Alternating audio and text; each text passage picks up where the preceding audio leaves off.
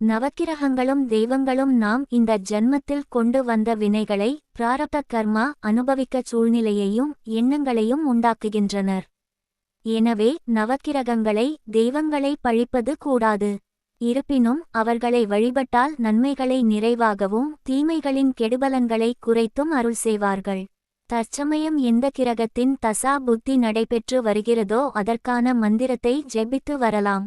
மேலும் அவற்றிற்கான கூடுதல் பலன்களும் குறிப்பிடப்பட்டுள்ளது. 1. சூரிய பகவான்.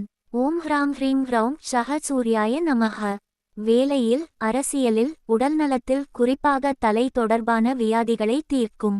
தந்தைகள் இம்மந்திரத்தை ஜெபிப்பதன் மூலம் தங்கள் கடமைகளை செவ்வனே செய்ய தகப்பன் ஸ்தானத்துக்கு அதிபதி கிரகமான சூரியன் அருள்வார்.